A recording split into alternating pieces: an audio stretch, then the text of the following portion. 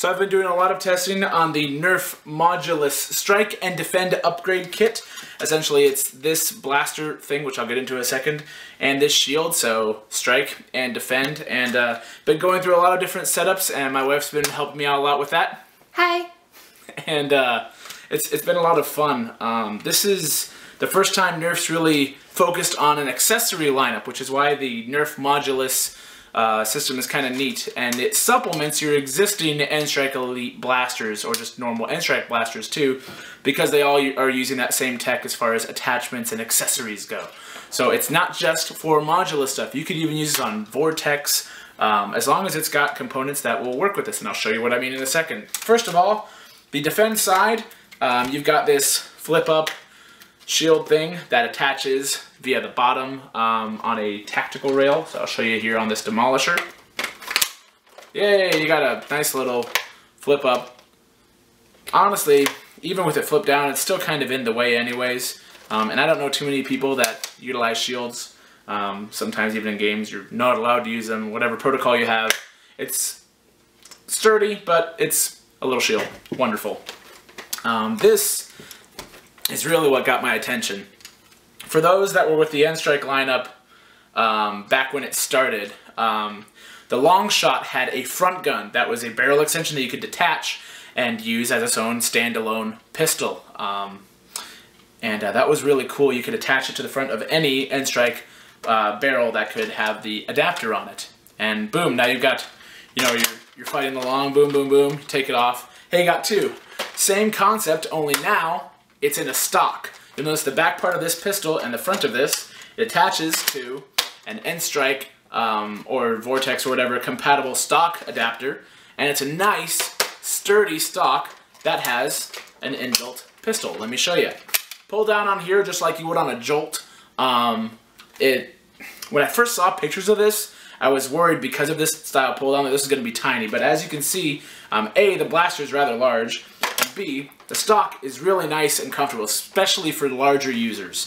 This is almost the same size as the Raider stock at full extension, and it's pretty much right there with the Stockade stock, and those are two of my favorites for use. It's not nearly as short and stubby as the Demolisher stock, or even as the Retaliator one that's super stubby. But yeah, so the blaster itself is rather big, and you get two darts with this, which was my only complaint. But whatever, I have boatloads of darts. And it's front loading, and it gets about the same ranges as a Fire Strike or a Side Strike or something of that size. So it's actually got rather good performance, which I was also worried about with it.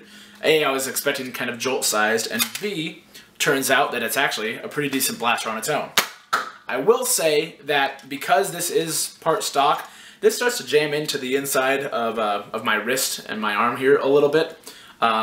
So I'd say using this as a standalone pistol, maybe not the greatest choice, but it is a great supplement to your existing blasters. So the idea, let me load this guy up. The idea is you're fighting along out of ammo, and I've been trying to figure out what the easiest way to do this is. That's the only thing that's kind of clunky about using this, because I think Nerf wants you to remove it, prime it, and use it as a pistol to kind of hold your ground.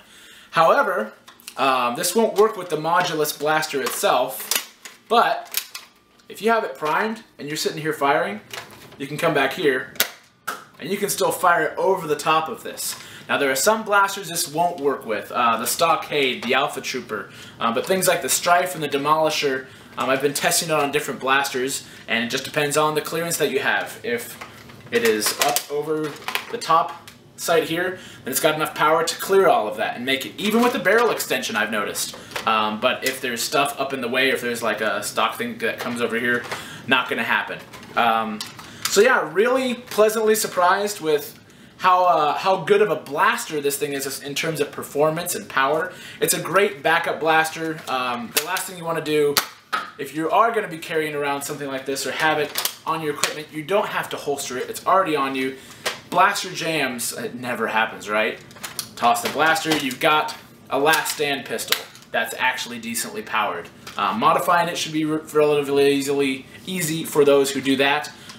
It also has this rail up here But honestly, I mean, I don't really need it because when I'm using it as a stock, an accessory here is going to jam me in the face. When you're using it as a pistol, I mean, you're only going to really be using it as a pistol when it's, you know, off of the blaster. You're not going to use it as a standalone, so that would mean you'd have to have something on there anyways. So, kind of useless to have back there, but whatever, cool. Put tactical rails on everything, make everything tactical. I get it. But yeah, rather impressed with this Modulus Strike and Defend kit. If you can find them, pick them up. Definitely worth your while. It'll enhance the blasters that you already have. I recommend it. And so does my wife.